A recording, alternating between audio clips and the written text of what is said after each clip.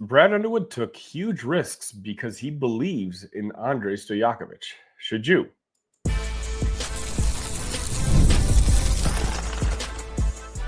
You are Locked On Illini, your daily podcast on the Illinois Fighting Illini. Part of the Locked On Podcast Network, your team every day. Welcome welcome all to another episode of Locked On Illini. Thank you all so much for making us your first listen each and every day. Before I get started, I wanted to say I appreciate each and every one of you sincerely. I got a lot of messages over the last couple of days about wishing me to feel better. Look, I tried recording Wednesday's episode, and I already told you guys about my strep, but I literally got pink eye as well. My daughter had it last week, and I guess she gave it to me. And so once I saw what my face looked like in front of the camera, I was like, there's no way I'm horrifying the loyal audience that I have tuned in each and every day. So I took a couple days to relax, get some medication in. And for the most part, I don't look great to look at, but I don't look nearly as scary as I looked just a couple days ago. So I did want to start off the show saying that. Obviously, my name is Sonny Verma, your host here at Locked On Illini, where I continue to provide you coverage daily. At least I try to. Even during the offseason, there's no such thing as an offseason here at the Locked On Network. Today's episode's Friday episode, so I put up a poll, I believe it was late last week, asking the Locked On Illini community, who did you want me to highlight next for the player spotlight? Basically, I'm going to go through each and every player on the roster and talk about their play last season, maybe how they were acquired to the Illini. In this particular case, Stojakovic to the transfer portal, and what the outlook should be for next season. And so last week I did Kylan Boswell, and then I decided, again, moving forward, I'm going to leave it up to you guys and who you guys want me to cover. And the winner this week was Andrej Stojakovic. And so that's where we're going to start. Let's start by rewinding the clock a little bit. Andrej Stojakovic was a blue chip prospect coming out of high school, a 6'7" wing with an elite pedigree. He has all the intangibles: length, feel, scoring ability, a basketball IQ that jumps off the screen. And quite honestly, his name alone carries a lot of weight. And fortunately for him, his game, for the most part, backs it up. He initially committed to Stanford out of high school, but then ended up at Cal. And that's when things really started to take off for Andrej. In his sophomore year, Stojakovic averaged 17.9 points per game, 4.7 rebounds, 1.8 assists, and 1.2 blocks per game. He was one of the few bright spots on a, quite honestly, very bad Cal team, emerging as a legit number one option. And it wasn't just empty calorie scoring either. He had 13 games where he scored 20 plus points and 3 with 30 plus point performance, including a 37-point eruption in the ACC tournament. Just think about that stat for a second. The guy scored 37 points in a tournament game against defenses that knew that he was the only guy on Cal to play defense against. So what makes Andrej so special? I think it's his scoring versatility. It's a guy who can get buckets at all three levels. He's comfortable shooting the pull-up. He can shoot the mid-range, and he can get to the rim with craft rather than pure explosiveness. He shot 58% around the rim on nearly 6 attempts a game, which is elite volume and efficiency, especially for a wing. But what separates him from past Illini scorers, by past Illini scorers, I'm thinking Terrence Shannon Jr. Andrej doesn't need to out-athlete you. In fact, he probably can't out-athlete you. He beats you with footwork, angles, hesitation moves, and shot-making craft. He sees the floor like a guard and plays with the patience that's rare at this level. I hate saying this because I can't prove it, but for me, it's one of those intangibles that you get when you're raised by an NBA dad, when you're raised by a father who played basketball as his career and was one of the best players in the NBA during his time. Side note, can you imagine if Peja, his father, played in the NBA in this era? His game would translate so well that guy would be a 25-plus scorer, an all-NBA type of player. Back to Andre, though. While his three-point shooting last year was at only 32%, you can attribute some of that at least to just having tough looks on a bad team. He did shoot 82.9% from the free throw line, which I believe is always kind of an indicator of how good of a true shooter you actually are. Now, obviously, this offseason, Brad Underwood played the patience game. It looked like Damian Sarr was coming to the Illini. Ultimately, he did not because his price tag kept getting higher. And with his increasing price tag, Brad Underwood became aware, and those in the Locked On Illini Discord were the first ones to be made aware when this happened. I was the first one of all the Illini content creators to leak this name, that Stojakovic was considering entering the transfer portal. And so Brad Underwood had a very difficult decision to make. And ultimately, he decided that at the price tags that they were looking for, that Andrej Stojakovic would be the better fit, the better guy to go after. And so that's what they did. And what seemed like a months-long recruiting process really was just about a week or so. And Andrej came to visit Champaign, unfortunately left without committing, but did end up committing a couple days later. So let's talk about the fit that Andrej has with the Illini, because this is, to me, where it starts to get exciting. Brad Underwood now has a stretch big in Tomislav Ivicic. He's got a creative point guard in Mahalo Petravvic, and now he's got a very high IQ wing scorer in Andrej Stojakovic, a trio that could thrive in the modern day offensive spacing type of game.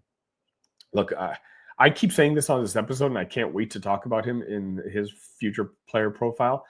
If you haven't already, go watch tape of Mahalo Petravvic, because I truly do think that he's the one kid that's been completely overlooked of the newcomers coming to the Illini. I think we're going to be seeing Petravvic operate in pick and rolls, while Ivicic pops out to the three-point line and Andrej does what he needs to do, whether it's cut, attack closeouts, or just work on matchups. I do think that Brad is going to isolate Andrej in the mid-post against smaller defenders to create mismatch opportunities, a la what he's the booty ball. I don't have to tell Illini fans. Think Marcus Domask from a couple seasons ago. I think we'll be seeing a lot of that, but I think Stojakovic is simply a better player than Marcus Domask. And I know Marcus was all Big Ten, but I also think Stojakovic comes with all Big Ten potential, but with NBA ceiling, if that makes sense. Last year, Stojakovic had to do everything at Cal. This year, he will have a lot more talent around him and a more defined role. And that, I think, is going to make him even more efficient. But let's be honest, it's not all sunshine. The big area for improvement is catch and shoot efficiency. Last season, Andrej shot just 28.5% on catch and shoots and 27.9% when he was wide open. And thank you to Derek Piper of Illini Inquirer for that stat. That stat simply needs to get better, but there's reason to believe that it will. Again, when you watch him, his mechanics are solid. And what I alluded to earlier, his free throw percentage is very strong, almost 83%. And keep in mind his setting. He's no longer going to be having to force those type of shots anymore. Let's switch over to the defensive side. He has the tools, 6'7", 6'9" wingspan, and he just averaged 1.2 blocks per game, which is incredible for a wing. But he'll need to continue to develop the foot speed and physicality to guard the elite Big Ten wings. And that's hopefully where Coach Adam Fletcher will be able to come in. Andrej has already talked about buying into the team's defensive identity. He wants to prove doubters wrong on that end, and that's music to Brad Underwood's ears. But hey, I mean, let's be honest, that's music to the Illini fans' ears as well, because that's always been a concern for seemingly the last two seasons, is the defensive side of the basketball. And I'll be honest, going into next season, it's going to be an area of concern for all of us as well. Back to Andres. Here's something we don't talk about enough, and that's Andres' mindset. He's not just talented, he's mature, he's confident, and he wants to be a leader. That's huge for a team bringing in all these new faces. You're talking about Petravvic, Zvonimir Visic. You're going to need vocal guys who can help set a tone, and Andre seems to be embracing that role. He spoke very highly of Illinois' track record with big wings and alluded to that being one of the main reasons he wanted to come to Champaign. He brought up names Terrence Shannon Jr. He brought the name up of Ayo guys who developed from a slashing guard to a legit NBA wing. And Andre wants to be the next version. He's also forming strong bonds with Kylan Boswell, Ty Rogers, and Avicic. That chemistry is going to be key, not just on the court, but in the locker room when adversity hits. So what's realistic to expect? Andre may or may not average his 18 points per game again, but I do think that the odds should be him leading the team in scoring. He's that polished. He's that ready. In fact, when you really think about it, I think he's the most established scorer that Illinois has ever brought in via the transfer portal. When they brought in Terrence Shannon Jr., Terrence was a good player, but he was a role player for Texas Tech. Andrej Stojakovic, we've seen what he is capable of doing as a number one option on offense because he's been a number one option on offense. And so we're hoping that's going to be able to translate here.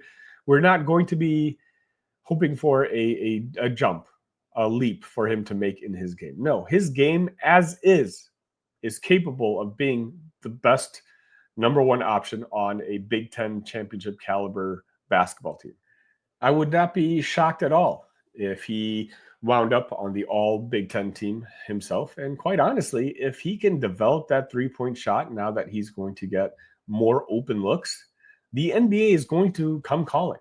And there's a chance that Illinois could have 3 consecutive years of having wings drafted. Terrence Shannon Jr., Will Riley, Kasper Siakis, and maybe Andrej Stojakovic. To wrap it all up, Illinois didn't just get a talented player. They got a competitor, a high IQ wing who can score in bunches, fits the system, and wants to win. Andrej Stojakovic is going to be a massive part of the Illini story next season. Let me know your thoughts on Stojakovic. Do you think he could potentially be the MVP of next year's team? How high do you think he can get his scoring total at? Actually, just give me a prediction for his stat line for next season. I'd love to hear it. Let me know in the chat.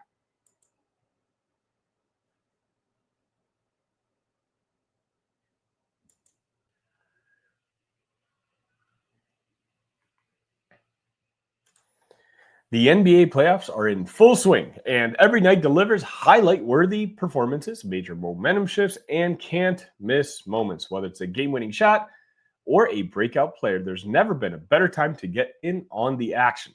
FanDuel makes it easy to stay in the game before tip-off and live. With player props, performance trends, and same-game parlays, fans have more ways than ever to play smart and win big.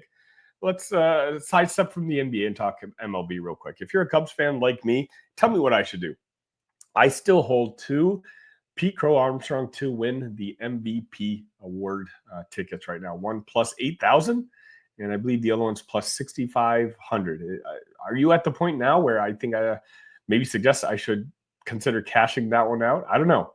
It seems like each day he hits another home run, and there's a potential he's going to be a 40-40 guy. So I did it on a whim because I'm a big PCA guy, but right now I think he's probably second to just Ohtani when it comes to MVP voting. So I'm curious on your guys' thoughts. If you're new to FanDuel, it's a perfect time to sign up. Head to FanDuel.com and place your first $5 bet. If it wins, you'll get $200 in bonus bets. Make every moment more with FanDuel, official sports betting partner of the NBA.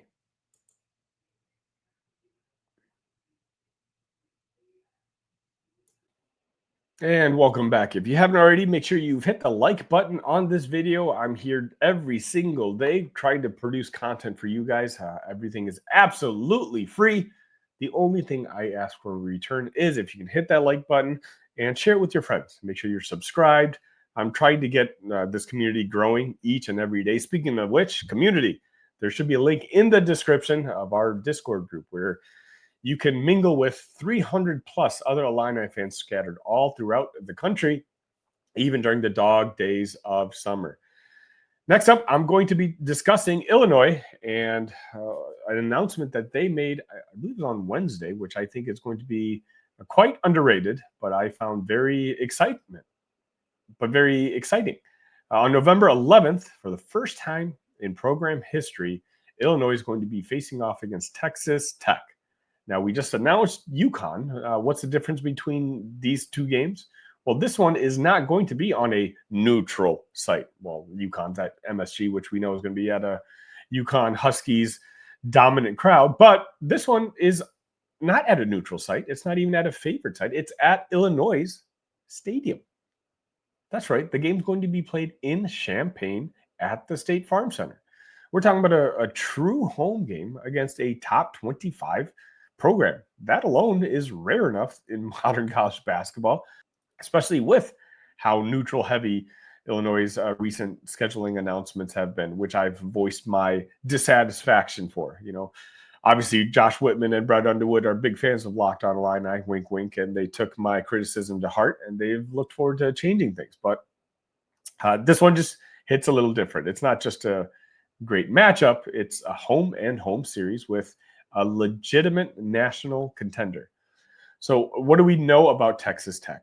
Texas Tech is coming off a 28-win season with an Elite 8 appearance. They're ranked number 8 in the final AP poll, and they're bringing back some serious firepower.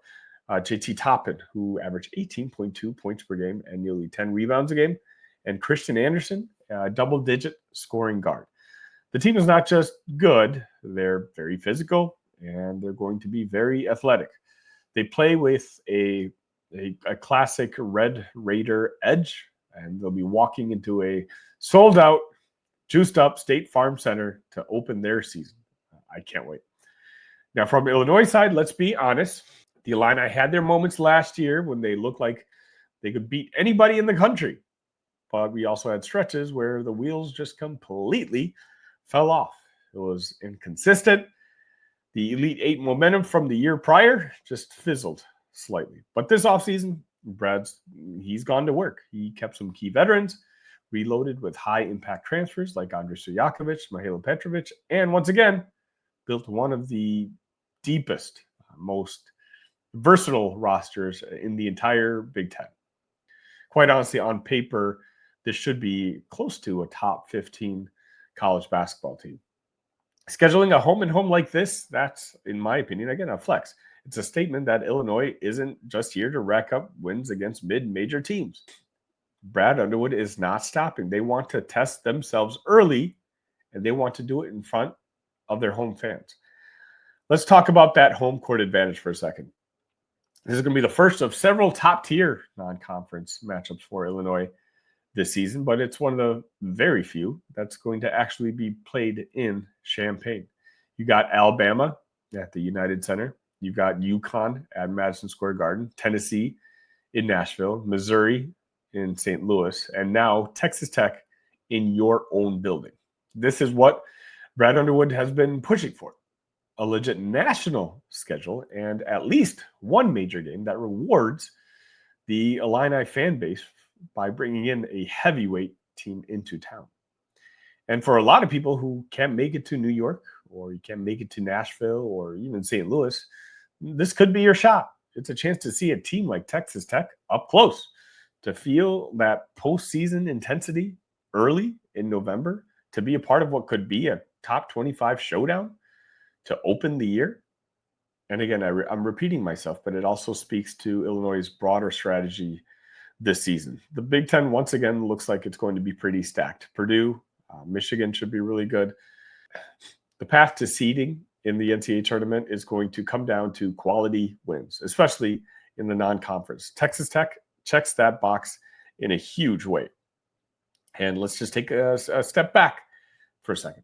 You look at the schedule, and it might be one of the toughest, if not the toughest, non-conference slates that Illinois has ever played. And I don't say that lightly.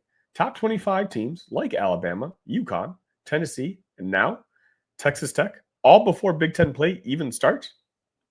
All 4 of those games could be quad 1 opportunities. That's 4 games that will be televised nationally, talked about on podcasts, and analyzed by every single bracketologist in the country. That's 4 chances for Illinois to make a statement, and that's exactly what Brad Underwood is hoping for. We've talked a lot over the years about Illinois needing to take that extra step. Not just being good, not just being relevant, but being both good, relevant, and taking that next step to being elite. This is how you do it. You build a national schedule, you bring heavyweights into your house, and you go out and win those games. The road to Lubbock next year is going to be tough. No doubt about it. Texas Tech doesn't often lose games at home, but we get them in Champaign this season. And that is the opportunity. That is the test. And that's the kind of game that, win or lose, tells you exactly what type of team that you have. So mark your calendars, November 11th, Illinois versus Texas Tech. 2 elite programs, a first ever matchup, a raucous State Farm Center, and a chance for the Illini to make some national noise. We'll be there, and I know you will too. All right, before I wrap things up here, I wanted to give a special shout out to Mark Edwards. Mark Edwards is a Locked On Illini listener, and he sent me an email at talkillini@gmail.com, which, by the way, all of you can send me an email. I always appreciate the back and forth banter. But Mark, on Tuesday, pointed out that I called the Illini baseball coach, Mike Small. Obviously, Mike Small coaches the golf team, but it just kind of shows you a glimpse of where I've been all week long with this sickness I've been battling and the medication I've been trying to take to alleviate the sickness. But, obviously I got that wrong. I was embarrassed. I don't mean, when you guys tune into Locked On Illini, I try to make it the best content that you can find. And so once that happened and it was pointed out to me, I was like, all right, you know what, maybe it might not hurt to take a day or 2 off to try to heal myself. So Mark, I appreciate you for pointing that out to me.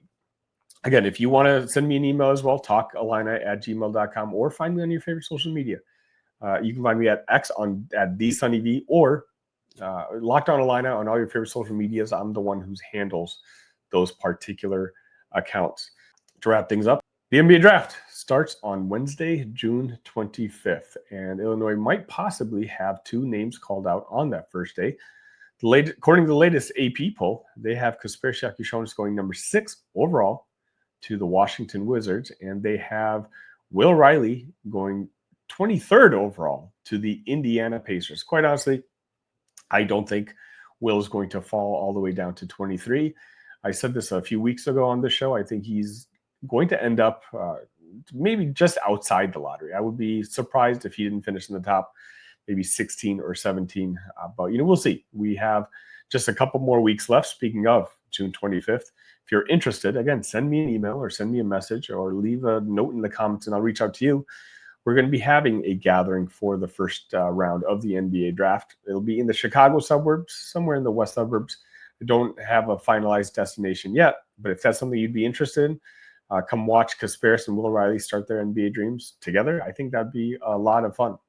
And also a couple days before that, on June 20th, we'll be at Wrigleyville to watch the Cubs take on the Seattle Mariners. I'll be in Wrigleyville essentially all morning, and I'll be there for a little bit after the game. So if that's something you're interested in, again, send me an email and I can send you information back.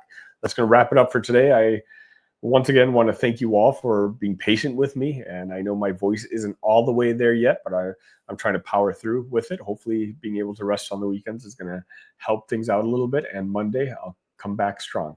Until next time, ILL. Love you guys.